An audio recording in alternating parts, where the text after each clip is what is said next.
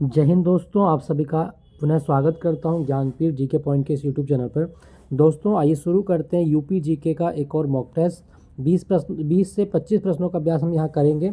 तो आपके आने वाले एग्जाम के लिए, चाहे वो स्टेनोग्राफर का एग्जाम हो, चाहे वो यूपीएसआई का एग्जाम हो, और चाहे वो आपका समूह का जो एग्जाम अभी बचा हुआ है क्लर्क वाला, तो उन सब के लिए यूपी जीके जो आपका पूछा जा रहा है, तो उसी को ध्यान में रखते हुए ये श्रृंखला शुरू की गई है। इससे पहले जो भी मॉक टेस्ट मैंने अपलोड किए उनकी प्लेलिस्ट मैंने बना दी है। तो आइए शुरू करते हैं आज का मॉक टेस्ट। पहला प्रश्न क्या कहा गया है? पहले प्रश्न में कहा गया, उत्तर प्रदेश के किस जिले में देश का पहला क्षेत्रीय रैपिड ट्रांजिट सिस्टम कॉरिडोर का मुख्य डिपो स्थित है? तो दोस्तों भारत में जो पहला क्षेत्रीय रैपिड ट्रांजिट सिस्टम बना है उसका मुख्यालय कहाँ बनाया गया है? तो आंसर होगा ऑप्शन बी, मेरठ के दुहाई में बनाया गया है। दुहाई मेरठ। ठीक है दोस्तों, याद रखिएगा। दोस्तों मेरठ में आप और याद रखें, यूपी की पहली खेल यूनिवर्सिटी बनी है। उत्तर प्रदेश की पहली खेल यूनिवर्सिटी कहाँ बनी है? तो सलाबा में बनी है। सलाबा गांव है आपका मेरठ में, तो यहाँ पे बनी है यूपी की पहली खेल यूनिवर्सिटी। और मैं आपको बता दूं, अभी मेरठ में एक मेला मनाया गया था, सरदना ईसाई मेला। तो सरदना ईसाई मेला भी आपके एग्जाम में पूछा जाता है, क्योंकि ये बेगम समरू का जो ऐतिहासिक चर्च है वहाँ पे ये लगता है। तो सरदना ईसाई मेला भी मेरठ में भी आयोजित किया गया था। क्लियर दोस्तों, याद रखना। और मैं आपको बता दूं दोस्तों, मेरठ में ना एक जगह है जम्बू द्वीप। जम्बू द्वीप आपका कहाँ पर है? तो हस्तिनापुर में है। और जम्बू द्वीप जैन धर्म का एक तीर्थ स्थल है। तो जम्बू द्वीप किसके लिए है? जैन धर्म के लिए। ये भी आप याद रखना, आपसे पूछ सकता है। क्लियर दोस्तों, याद रखिएगा। यहाँ पे लिखा गया हापुड़। हापुड़ यूपी का सबसे नवीनतम जिला है। 2011 में इसकी स्थापना की गई थी। आप याद रखना, आपसे पूछा जा सकता है। अगले प्रश्न की बात करते हैं। अगला प्रश्न, उत्तर प्रदेश के किस शहर में राज्य का पहला स्किन बैंक स्थापित किया गया है? आपके ऑप्शन है केजीएमयू लखनऊ, बीएचयू वाराणसी, प्रयागराज या प्रयागराज मेडिकल कॉलेज। तो यूपी में जो पहला स्किन बैंक बना है वो बना है आपका king George medical university Lucknow में, केजीएमयू में बनाया गया है। ऑप्शन ए आपका सही जवाब है। ठीक है दोस्तों, याद रखना, आपसे पूछा जा सकता है। तो ये भी आप याद रखेंगे, पहला स्किन बैंक लखनऊ में बनाया गया है। और मैं आपको बता दूं दोस्तों, लखनऊ जो है ना, यहाँ पर एक स्टेडियम भी है जिसका नाम है अटल बिहारी वाजपेयी स्टेडियम। तो ये भी आप याद रखना, आपसे पूछ सकता है। लखनऊ में कौन सी नदी बहती है? तो गोमती नदी यहाँ बहती है, गोमती नदी। तो ये भी आप याद रखना, आपसे पूछा जा सकता है। लखनऊ में और क्या बना है? तो लखनऊ में ब्रेल लिपि संग्रहालय बना है, ब्रेल लिपि पुस्तकालय। तो लाइब्रेरी बनी है ब्रेल लिपि के लिए। तो ये भी आप याद रखना, यूपी में पहली ब्रेल लाइब्रेरी कहाँ बनी? तो वो भी लखनऊ में बनी है। ठीक है दोस्तों, याद रखिएगा। अगला प्रश्न, उत्तर प्रदेश के किस जिले को उत्तर भारत का मैनचेस्टर कहा जाता है? यहाँ चर्म शोधन का सबसे बड़ा केंद्र है। तो उत्तर भारत का मैनचेस्टर कहा जाता है, ऑप्शन बी कानपुर को। कानपुर को कहा जाता है। ठीक है दोस्तों कानपुर का विभाजन कब कब हुआ? तो 1977 में और 1981 में कानपुर का 2 बार विभाजन हुआ है।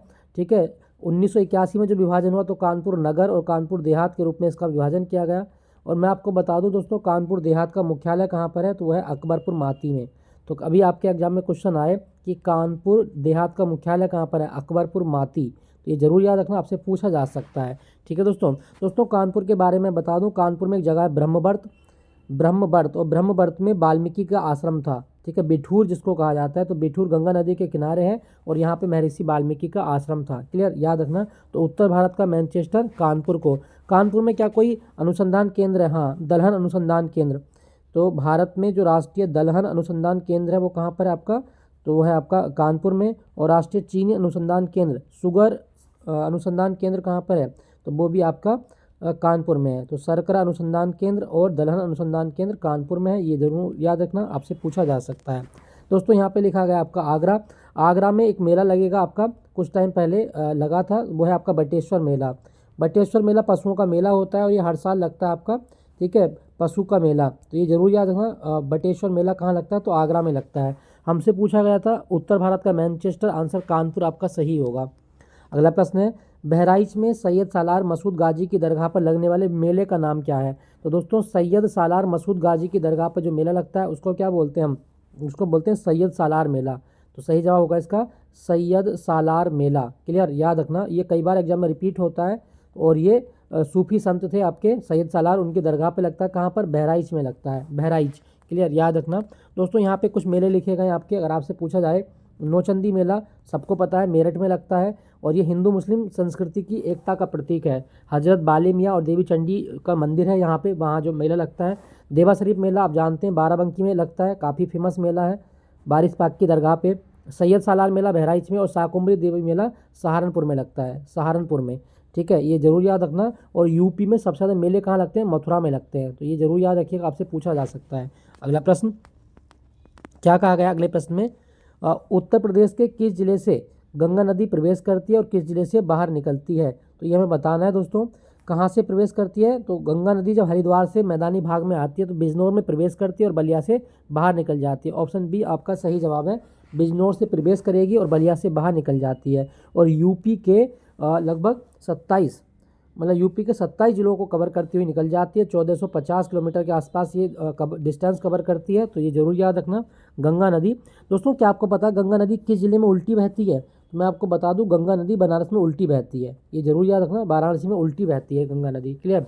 हमसे पूछा गया था गंगा नदी का प्रवेश बिजनौर में और एग्जिट कहाँ से होता है? बलिया से होता है। अगला प्रश्न में कहा गया उत्तर प्रदेश के किस जिले में काला हिरण संरक्षण के लिए भारत का पहला समर्पित कंजर्वेशन रिजर्व स्थापित किया गया है? तो काला हिरण के लिए जो पहला कंजर्वेशन रिजर्व बना है वो बना है मेजा में, मेजा है प्रयागराज में। तो ऑप्शन सी आपका सही जवाब है, प्रयागराज।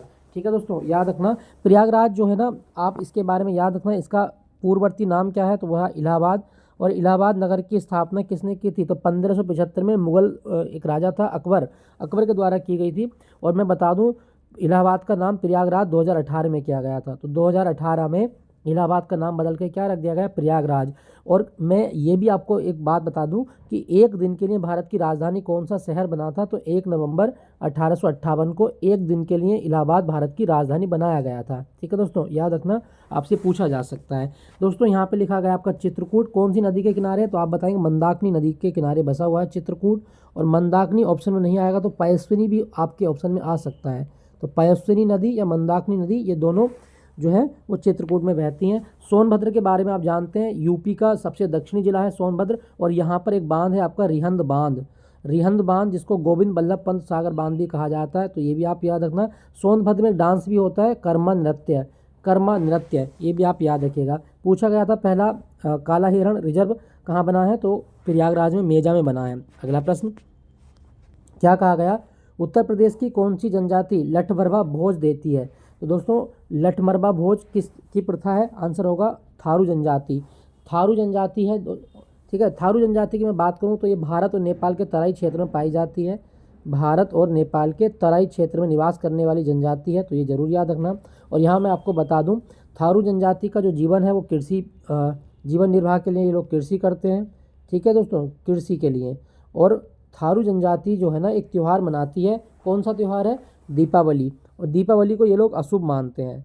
क्यों? क्योंकि दीपावली को ये अपने जो पूर्वज हैं उनकी आत्माओं को याद करके रोते हैं। तो दीपावली थारू जनजाति के लिए एक अशुभ त्यौहार माना जाता है, क्योंकि दीपावली को एक शोक पर्व के रूप में मनाते हैं। अच्छा, थारू जनजाति के लोग जब होली होती है तो कौन सा नृत्य करते हैं? तो खिचड़ी नृत्य किया जाता है। तो ये भी आप याद रखिएगा, खिचड़ी नृत्य थारू जनजाति के द्वारा किया जाता है। ठीक है दोस्तों, तो लठमरबा भोज जो है वो थारू जनजाति में प्रचलित प्रथा है, ये आप याद रखना। यहाँ पे लिखा गया है दोस्तों खरवार जनजाति एक डांस करती है, कर्मा नृत्य, जो प्रकृति पूजा के लिए किया जाता है, खरीफ की फसल के बाद होता है। बुक्सा आप जानते हैं, बुक्सा बिजनौर क्षेत्र में पाई जाती है, तो ये भी आप याद रखिएगा। तो इसका सही जवाब क्या होगा? थारू। अगला प्रश्न, उत्तर प्रदेश का बजट 2025-26 की थीम क्या रखी गई है? तो 25-26 की जो थीम है वो है वंचित को प्राथमिकता। ऑप्शन सी आपका सही जवाब है, वंचित को प्राथमिकता। अगला प्रश्न क्या कहा गया है? निम्नलिखित में कौन सा सही सुमेलित नहीं है पूछा है। कजरी मिर्जापुर में गाया जाता है, बिल्कुल ठीक है।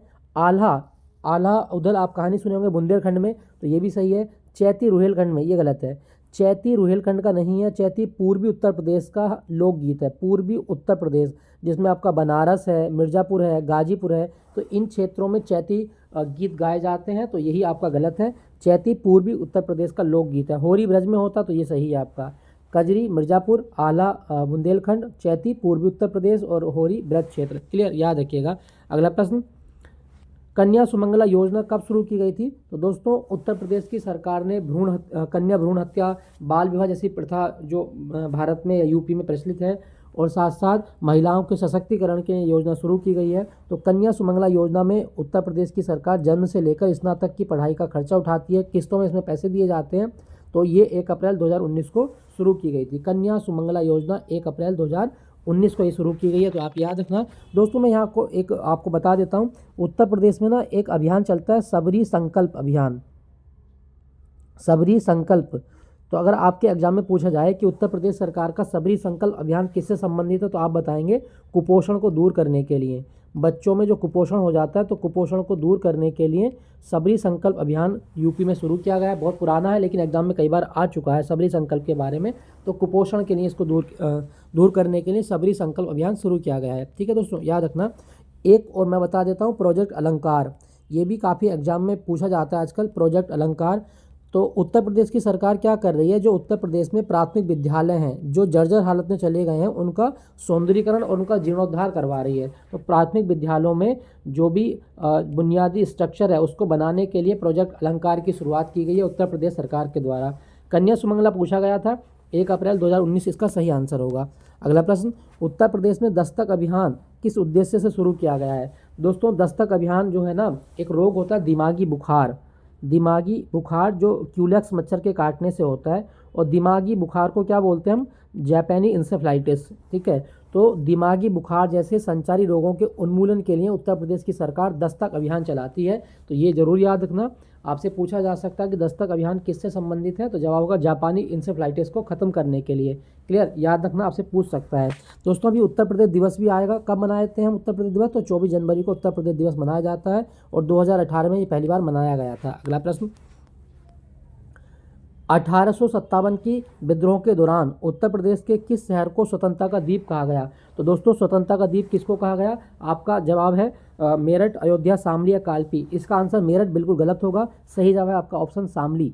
शामली को स्वतंत्रता का द्वीप कहा गया। दोस्तों शामली की मैं बात करूं तो शामली कभी मुजफ्फरनगर ज़िले की पुरानी तहसील होती थी, मुजफ्फरनगर ज़िले की पुरानी तहसील होती थी कभी। क्या होता है कि 2011 में मायावती सरकार के टाइम पे 28 सितंबर 2011 को पुरानी तहसील को शामली ज़िले के रूप में स्थापित किया गया था, और शामली का पहले नाम क्या था, प्रबुद्ध नगर। प्रबुद्ध नगर ये शामली का पहले नाम होता था। तो ये जरूर याद रखना, 1857 की क्रांति के दौरान स्वतंत्रता का द्वीप किसे कहा गया है, तो शामली को कहा जाता है। ठीक है दोस्तों, शामली मुजफ्फरनगर जिले की पुरानी तहसील होती थी, 2011 में ये बनाया गया था। ठीक है दोस्तों, याद रखना। दोस्तों यहाँ पर लिखा गया अयोध्या, अयोध्या जो है ना इसका पुराना नाम क्या है, साकेत। अयोध्या को प्राचीन काल में साकेत कहा जाता था। अयोध्या किस नदी के किनारे, तो सरयू नदी के किनारे है। ये भी आप याद रखना, आपसे पूछा जा सकता है। क्लियर, याद रखें। तो स्वतंत्रता का द्वीप शामली को कहा गया है। अगला प्रश्न, उत्तर प्रदेश के किस स्थल को शिलालेखों का नगर कहा जाता है, तो सिटी ऑफ इंक्रिप्शन किसको कहा गया। आपके ऑप्शन है कौशाम्बी, कुशीनगर, सारनाथ या कालपी। सही जवाब होगा आपका ऑप्शन ए, कौशाम्बी को कहा जाता है। ठीक है, कौशाम्बी का जो मुख्यालय है वो कहाँ पर है, मंझनपुर में है।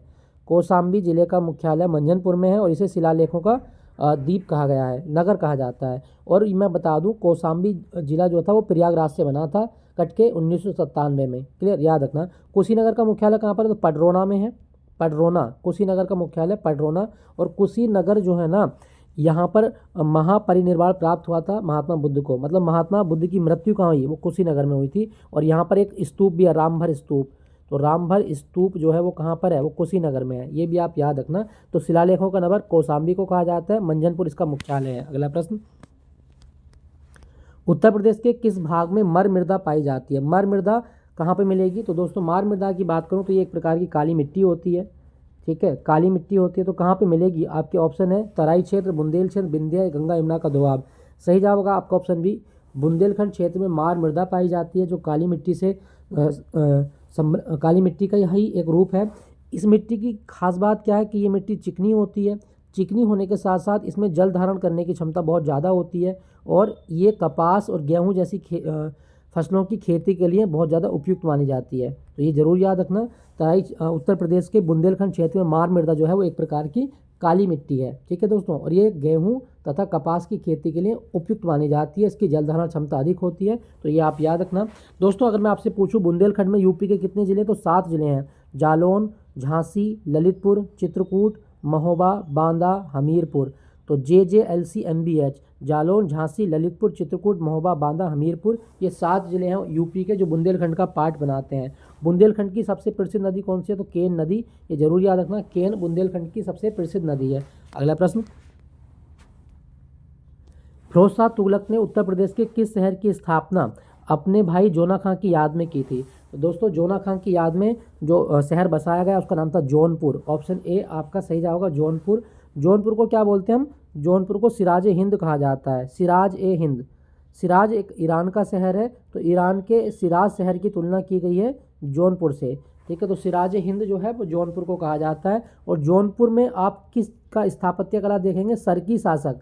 तो सरकी स्थापत्य कला के उदाहरण कहाँ पे मिलेंगे?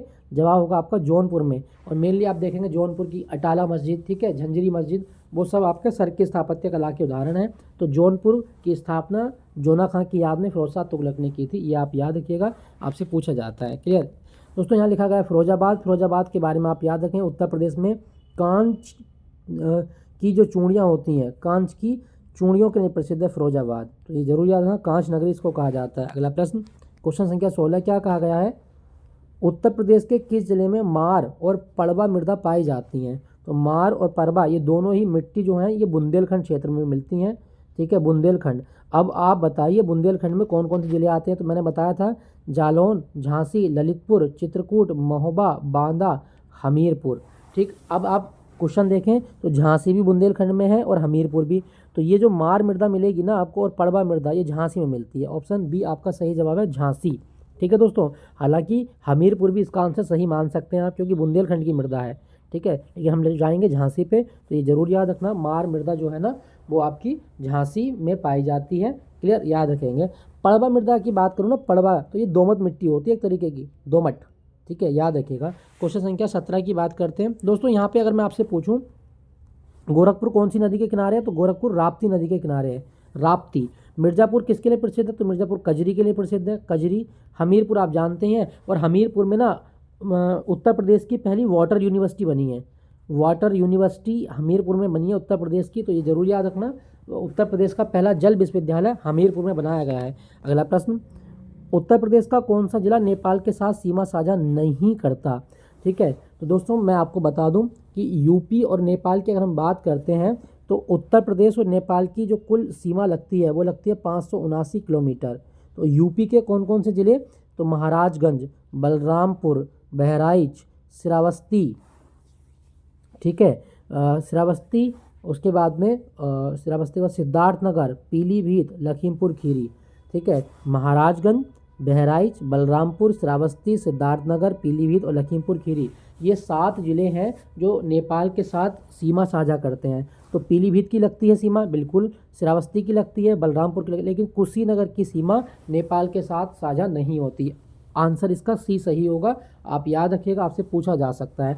अगर आपके एग्जाम में पूछे कि यूपी की जो सबसे लंबी सीमा है नेपाल के साथ वो किस ज़िले की है? तो लखीमपुर खीरी ज़िले की सीमा नेपाल के साथ सर्वाधिक लंबाई के साथ है। क्लियर, याद रखिएगा दोस्तों। यहाँ पे लिखा गया आपका पीलीभीत। पीलीभीत में एक झील है आपकी फुलहर झील, फुलहर झील। और फुलहर झील से कौन सी नदी का उद्गम होता है? तो आप बताएंगे गोमती नदी का उद्गम होता है, गोमती नदी फुलहर झील से निकलती है पीलीभीत में। तो नेपाल के साथ सीमा साझा नहीं करता कुशीनगर। अगला प्रश्न, रानी लक्ष्मीबाई बांध किस नदी पर है? तो दोस्तों रानी लक्ष्मीबाई बांध की मैं बात करता हूँ तो ये है आपका ऑप्शन बी, बेतवा नदी पर है, बेतवा नदी पर। रानी लक्ष्मीबाई बांध का दूसरा नाम क्या है? राजघाट बांध, राजघाट बांध। और ये यूपी और एमपी दोनों राज्यों की अंतर्राज्यीय संयुक्त परियोजना है, जिससे यहाँ इस बांध से इन राज्यों में बिजली की आपूर्ति, साथ साथ सिंचाई का पानी, पीने के पानी की व्यवस्था, मछली पालन इत्यादि काम किए जाते हैं। तो राजघाट बांध जो है वो ललितपुर में है और ये यूपी और एमपी की सीमा पर स्थित है,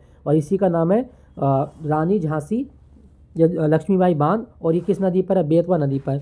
दोस्तों मैं आपको बता दूं बेतवा नदी पर एक बांध और है जो आपके एग्जाम में पूछता है, कौन सा है? माता टीला बांध। तो माता टीला बांध ये भी आपका बेतवा नदी पर है। ठीक है, और ये कहाँ पर है? ललितपुर में, माता टीला बांध बेतवा नदी पर। साथ साथ बेतवा नदी पर एक बांध और है, पारीछा बांध। तो पारीछा बांध भी बेतवा नदी पर बनाया गया है। ठीक है, और ये जो बांध है ना वो आपके बुंदेलखंड क्षेत्र में है, दोनों ही। ठीक, क्लियर, याद रखिएगा। अगला प्रश्न, उत्तर प्रदेश के किस शहर को ग्रास ऑन द ईस्ट कहा जाता है? दोस्तों ग्रास एक शहर है फ्रांस का जो अपने इत्र उद्योग के लिए प्रसिद्ध है। तो यूपी में कौन सा शहर है जो इत्र उद्योग के लिए जाना जाता है? तो ग्रास ऑन द ईस्ट कहा जाता है कन्नौज को, इत्र नगरी कन्नौज। ठीक है दोस्तों, कन्नौज को कहा गया है इत्र नगरी। और मैं आपको बता दूं कन्नौज जो जगह है ना कन्नौज जो जगह है यहाँ पर एक पक्षी विहार है, लाख बहोसी पक्षी विहार। तो लाख बहोसी पक्षी विहार कहाँ पर है? कन्नौज में है। ठीक है, ये आपसे पूछा जाए तो आप याद रखना, कन्नौज को कहा गया पूर्व का ग्रास। क्लियर, याद रखेंगे। दोस्तों यहाँ पे लिखा गया आपका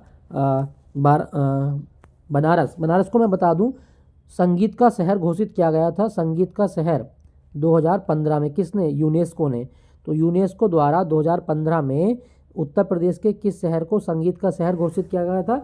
बनारस के द्वारा ये घोषित किया गया है। ठीक है दोस्तों, याद रखना, grass on the east Kannauj को कहा जाता है। आप याद रखिएगा, आपसे पूछा जाए कभी तो आप इसको बता सकते हैं। अगला प्रश्न क्या कहा गया है?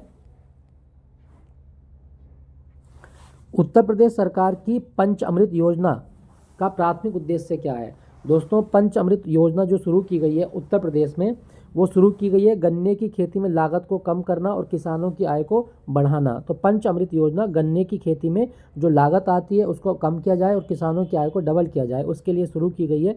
ठीक है, अगर आपसे पूछे उत्तर प्रदेश की सबसे प्रमुख नकदी फसल कौन सी है, तो आप बताएंगे गन्ना उत्तर प्रदेश की सबसे नकदी फसल है। ठीक है, गन्ना। क्लियर। और गन्ना अनुसंधान केंद्र कहाँ पर है? लखनऊ में है। गन्ना अनुसंधान केंद्र लखनऊ। क्लियर, याद रखिएगा, आपसे पूछ सकता है। अगला प्रश्न, बुंदेलखंड क्षेत्र की राकर मृदा की मुख्य विशेषता क्या है? दोस्तों, राकर मृदा के बारे में हम बात कर रहे हैं, तो राकर मृदा के बारे में बता दूं, क्या यह काली मिट्टी है? तो ये गलत है, काली मिट्टी नहीं होती। राकर मिट्टी जो होती है लाल और भूरी होती है। तो पहला कथन आपका गलत हो गया। यह लाल भूरे रंग की दानेदार मिट्टी है जो ढलानों पर पाई जाती है। तो ये कथन आपका सही है, ये ढलानों पर मिलती है और इसमें दाने होते हैं इसमें, क्योंकि कंकर और बजरी के कण इसमें देखे जाते हैं।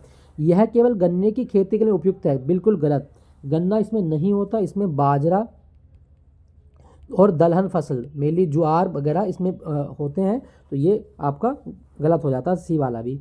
यह नदियों के कछाड़ क्षेत्र में पाई जाने वाली जलोढ़ मिट्टी है। तो जलोढ़ तो होगा ही नहीं। तो राकर मिट्टी के बारे में बता दूं, राकर मिट्टी लाल भूरे रंग की एक मिट्टी है जो बुंदेलखंड क्षेत्र में पहाड़ी ढलानों पर या पठारी क्षेत्र में या चट्टानों पर पाई जाती है। इसमें बजरी और कंकर के कण पाए जाते हैं, इसलिए दानेदार होती है। साथ साथ इसमें बाजरा, ज्वार और दलहन जैसी फसलों की खेती आप कर सकते हैं। तो इसका सही जवाब क्या होगा कि ये जो लाल भूरे रंग की मिट्टी है ये दानेदार ढलान में पाई जाती है। यही कथन आपका सही है, बाकी सारे कथन इसमें गलत है। राकर जो होती है वो बुंदेलखंड की एक मिट्टी है। क्लियर, याद रखिएगा। अगला प्रश्न है, उत्तर प्रदेश के किस शहर को सिराज हिंद कहा जाता है? तो सिराज हिंद के अलावा पूर्व का सिराज भी कहा गया है जौनपुर को। ऑप्शन सी, जौनपुर को कहा जाता है। ठीक है दोस्तों, आप याद रखना जौनपुर। और मैं बता दूं जौनपुर किस नदी के किनारे? गोमती नदी के किनारे बसा हुआ है जौनपुर, ये भी आप याद रखिएगा। दोस्तों यहाँ पे बनारस लिखा गया है। अगर आपके एग्जाम में कभी क्वेश्चन आए कि उत्तर प्रदेश में लंगड़े आम की किस्म कहाँ फेमस है, तो बनारस में लंगड़ा आम फेमस है, तो ये ज़रूर याद रखिएगा। और बनारस में एक मेला भी लगता है, नकटैया मेला।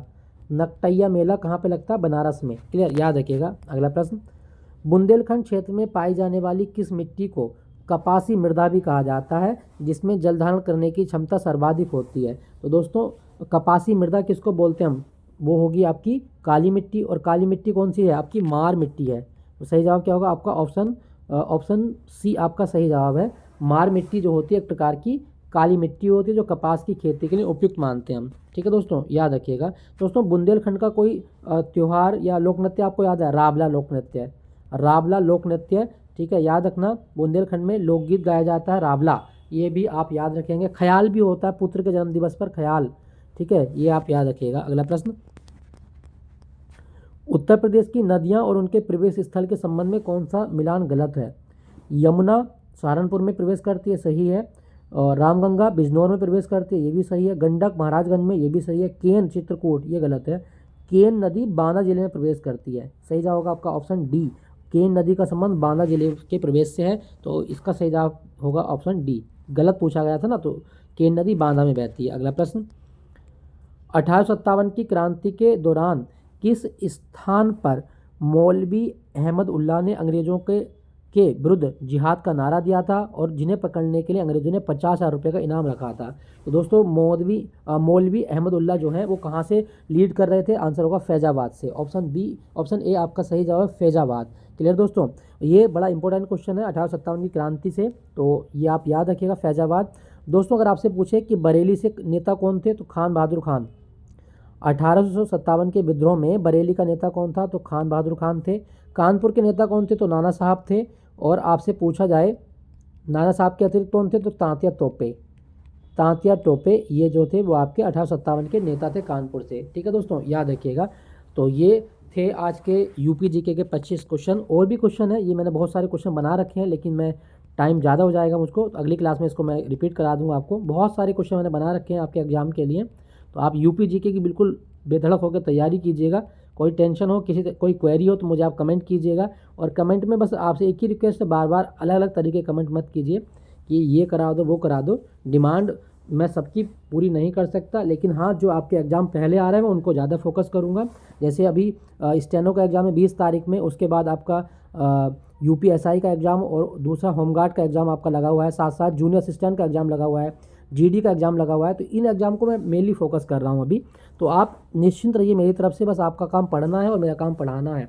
ठीक है, आप मेहनत कीजिए, आपको आपकी मेहनत का फल अवश्य मिलेगा। इन्हीं शुभ विचार के साथ आज की क्लास को विराम देता हूँ। Thank you for watching Gyanpeeth ji के पॉइंट।